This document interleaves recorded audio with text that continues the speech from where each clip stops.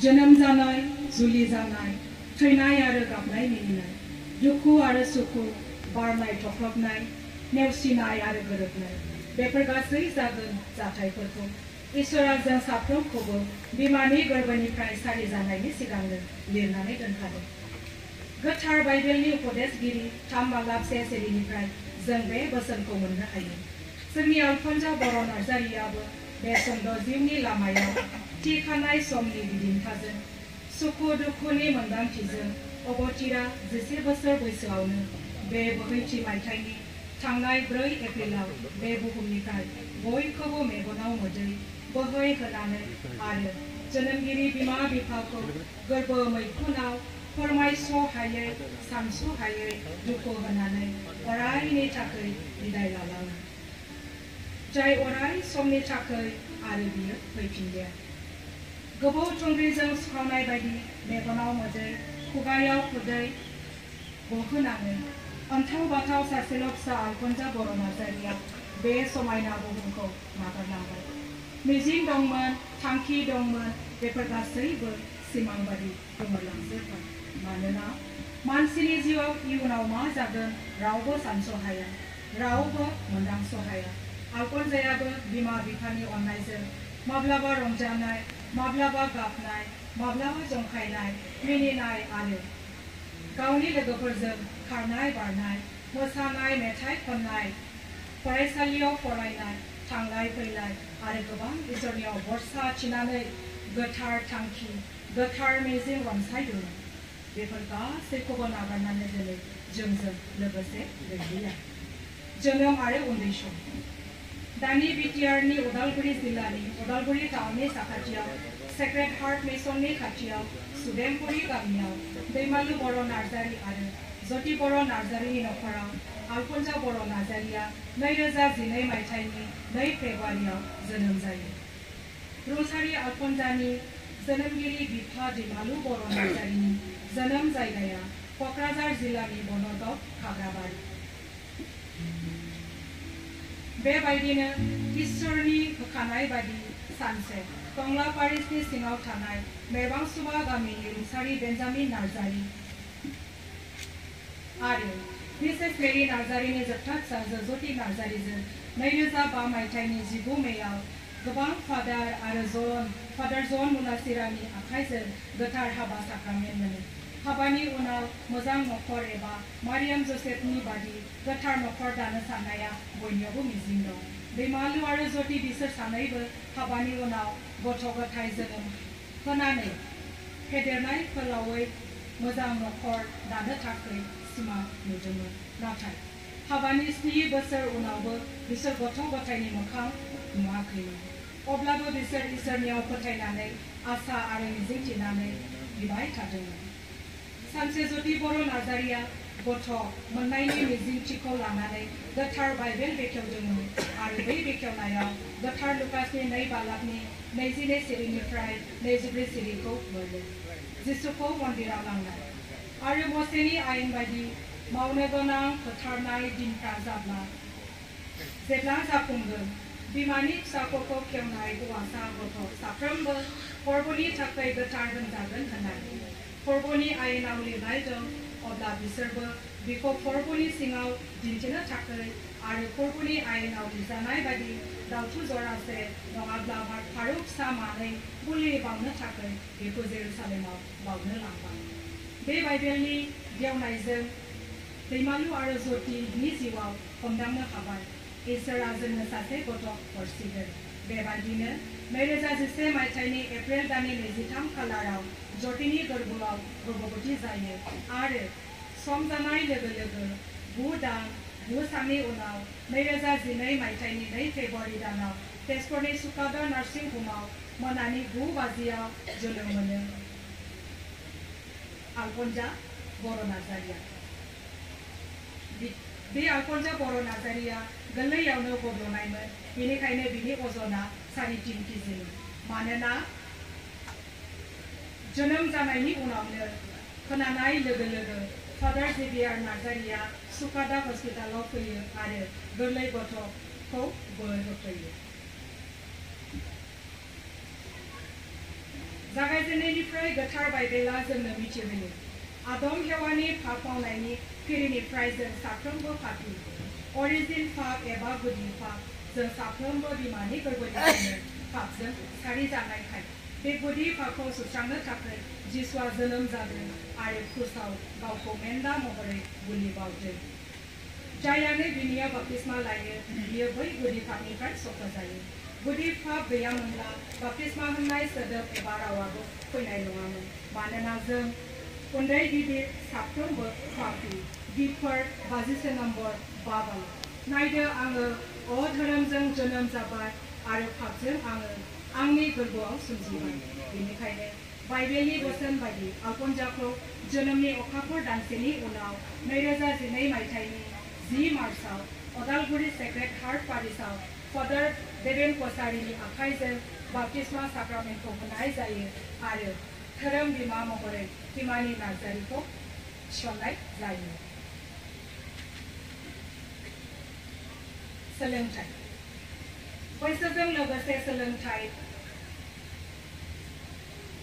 बिथिङावबो जौगानो थाखाय सुदेमपुरियावनो madam गलापी बसुमतारीनि pre nursery district English स्कुलाव 2015 मायथाइनि 5 मार्चआव एडमिशन होनाय जायो जेब्ला स्कुलाव थाङो इउनिफर्म गानजेनो अब्ला बियो खुसिजों दसे मोसायो आरो नायनो अन्थाव बाथाव समायना नुयो बिमाया जेब्ला प्रि नार्सारियाव लांजेनो अब्ला बिमाखौ नागारनो हायैनि गाबजेनो नाथाय मेडाम गलापी आरो मेडाम जबिमोननि फिसाबादि अननाय बान्नायजों आरो चकलेट होनायजों गाबगायो सानफ्रोमबो स्कुलाव थांनाय समाव आल्फन्जाया उन्दैनिफ्रायनो हान्थु फरायनानै आइ मारियामनि ग्रहआव खुलुमनायमोन आरो बिफाखौ खुलुमनानै खुदुमलांनायमोन बिफा दैमालुआबो खुदुमहरनायमोन बिमाया स्कुल गसान्दै फिसा आल्फन्जाखौ नेबाय थायोमोन जेब्ला स्कुल गयो अब्ला बिमाखौ नुनाय लोगो लोगो खुसिजों मिनिस्लु मिनिनायमोन आरो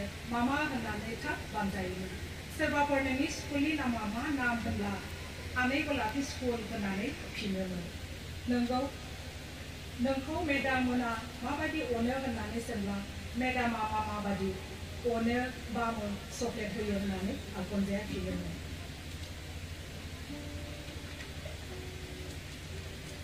धोरोम सिबिनाय आरो जिउनि मावदिन्थि आल्फन्जाया गंसे ख्रिस्टियान नखराव जोनोम मोननायखाय ख्रिस्टखौ अनग्रा मानिग्रा आरो गिग्रा गथ'मोन बे उन्दै समनिफ्रायनो फोरबोनि मोदोम आरो थैखौ नाजावनो गोसो जायोमोन गिर्जायाव बिमाया जेब्ला दौरिजों पाप सिमान लायो अब्ला गावबो लानो गोसो जायोमोन गोथार कमिउनियनखौ जेब्ला बिमाया नाजावनो सारियाव गसंहोयो आल्फन्जायाबो 3 बोसोर बैसोनिफ्रायनो गसंफायोमोन गाव नाजावनो मोनाब्लाबो फादारा आखाइजों खर'आव दांनानै बोर होब्लानो आल्फन्जाया खुसि जायोमोन आरो बिमानि आखाइजों कमिउनियन नाजावनाय आखाइखौनो खुदुमोमोन मोनानि गिर्जा जाब्ला बियो जिसुनि आरो मारियामनि मेथाइ खननानै एबा मबाइलाव गस्पेल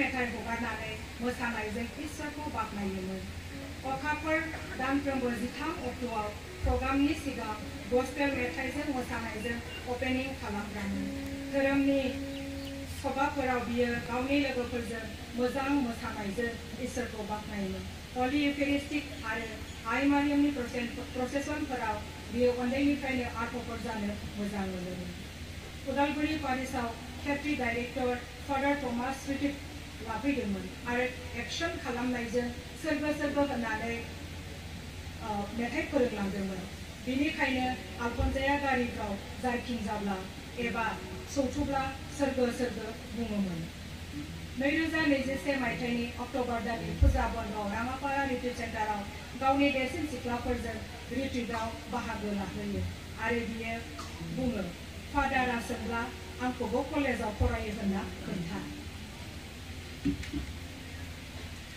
बियो सम सम बिमा बिफानियाव सोंबाय थायोमोन मामा बाबा आं माब्ला जिसुनि मोदोम आरो थैखौ नाजावनो मोनगोन र'सा सम फैग्रोथों बिफाया फिनोमोन सानसे इसोरा सम आरो खाबु होबाय सेक्रेड हार्ट पारिसआव गिबि पाप सिकार आरो गोथार कमिउनियन नाजावनायनि राहाखौ फादार जेभियार पलनियाव डिसेम्बराव लायो। 2023 मायथाइनि 28 नभेम्बराव आलफन्साया गिबि पासिकार साक्रामेन्ट आरो गिबि जिसुनि मोदोम आरो थैखौ राइट रेभारेन्ड माइकेल आकासिस्ट'फजों नाजावनो मोनो। बियो उन्दै समनिफ्रायनो गोथार डमिनिक साबिय' आरो गोथार आलफन्सानि जिउ जारिमिनखौ खोनानो मोनदोंमोन। बियो माब्लाबा बिफाखौ सोङोमोन, बाबा, जों गोथार जानो हागोन ना हाया? हायो फिसा, जों बयबो जिसुनि बुंनाय बादि जिउ दायोब्ला आरो पापनिफ्राय गोजानाव थायोब्ला थैनायनि उनाव गोथार जानो हायो। बिफाया फिनो, अब्ला आं पाप मावला बाबा आरो थाब थाब पाप सिमां लागोन। बेबायदि बुंनानै आलफन्साया बिफाखौ खुलुमो आरो खुदुमो। बिफायाबो आलफन्साखौ गोबानानै खुदुमो आरो मोदै गयो। बिनि उनाव बिमानि साखाथियाव थांनानै बिमाखौ मामा होनानै खुदुमहोयो आरो बिमायाबो फिसा आलफन्साखौ गोबानानै खुदुमो। बेराम आरो थैनाय। बेरामाव गोग्लैनायनि सिगां आलफन्साया 2023 मायथाइनि हाबनाय लोगो लोगो मानोबा बिफानाव डायरि नट बिबाय थादोंमोन, नाथाय बिफाया बायनानै होथ'वाखैमोन। बे बिबाय थानायलाय जानुवारिनि 2 अक्ट'आव सुक्रुबार बेलासियाव आलफन्साखौ बिफाया उदालगुरि टाउननि मोनसे बिजाब गलायाव मोजां डायरि नटखौ गावनि आखाइजों बायनो थिनो आरो बे डायरि नट पेनखौ मोननानै जोबोद खुसि जायो। बे दिनाव बियो रेस्टुरेन्टआव जेबो मेथाइ लादु जानो बियाजासेनो थोंजोङै बिफाजों स्कुटियाव गाखोनानै न'आव आइ मारियाम आरो जिसुनो बिन्दोआव गथायनानै उनाव गावनि नेम एड्रेस लिरो। बेनिफ्राय बियो सानफ्रोमबोनि मावनाय, फरायनाय, स्कुलाव थांनाय आरो दुखु सुखु गावनि क्लासाव स्टाडि खालामनो हानाय हायै डायरियाव नट एबा लिरनो 10 बोसोराव आलफन्साया बेबादि माब्लाबाबो डायरियाव लिरफेराखैमोन। जानो हागौ इसोरा गाव लिंहरगोनखाय बिनो बेफोर मोन्दांथिखौ होदोंमोन। 2023 मायथाइनि जानुवारि 28 अक्ट'खालि आलफन्साया बिफाखौ बुंदोंमोन, बाबा, नों आंनो फैगौ फेब्रुवारिनि 2 अक्ट'खालि एबा आंनि बार्थडेआव मा गिफ्ट होगोन? गिटार ना मबाइल? सम फैग्रोथों नानि सना। गिटारखौ आं रिट्रिटनि प्रग्रामखौ फोजोबखांनानै बायनानै होफैगोन, मानोना आंहा बङाइगाव डायसिसनि सिङाव गुरुबासा पारिसनि बेहेरबारि गामियाव 31 अक्ट'आव रिट्रिटआव थांनांगौ। बाबा, आंबो थांफागोन। अब्ला आंनि बार्थडेआव नों थानो मोननाय नंलिया बुंनानै बियो गाबो आरो बिफाजों बामजायो। आं नोंनो केक बायनो फैसा होलांगोन दे सना, नों दागाब। आं नोंनि मुङै रिट्रिटआव बिगोन। नों मामा, आब' फ्लरा, आब' जेनिया आरो नोंनि लोगोफोरखौ लिंहरनानै केक हादो। 2023 मायथाइनि 2 फेब्रुवारियाव आलफन्साया बिमा, बिब' आरो खाथिनि मानसिफोरखौ लानानै गोथार बिन्दोआव फुर्बुनियाव दसे आरज खालामनानै बार्थडे सेलेब्रेशन खालामो। बे समाव सान्तिपुरनि खुरमा जानाय जरिमिन नार्जारी इउटिउबार बार्थडेआव सफैदोंमोन। बियो आलफन्साखौ बिनानाव असेबादि अनोमोन। बियो बार्थडेनि भिडिअफोरखौ लानो खाबु मोनहोदोंमोन। जानो हागौ बे खाबुखौ थिनानै दोनखादोंमोन। बे बार्थडेआव बियो केक दौदोंमोन। बिफा दैमालुनो गावनि बार्थडेनि केकआ बियो गोसोआव गोबां दुखु मोनदों। बेनि थाखाय बियो गावनि बिफानि एसे नाथाय न' खाथिनि सोङाबथिया जाजोबनानै दोननायाव बियो जोबोद गाबो। बार्थडेनि बेलासि समाव बियो गावफोरजों बे समावनो बियो बिमानि मबाइलजों मोनसे ब्लग बानायो गावनि लोगोफोरखौ लानानै। बे ब्लगाव आलफन्साया बुंदोंमोन, दिनै आं जोबोद खुसि मानोना दिनै आंनि बार्थडे, नाथाय आं मोनसे आंनि बार्थडेआ गैलिया। आलफन्साया बेफोर बुंनाय रावफ्रा जोंनि मैखुनखौ जोबोद दुखु होबावबाय, मानोना बुंनाय रावा गावनि बेजों बिदाय लानायखौ मिन्थिहोबाय।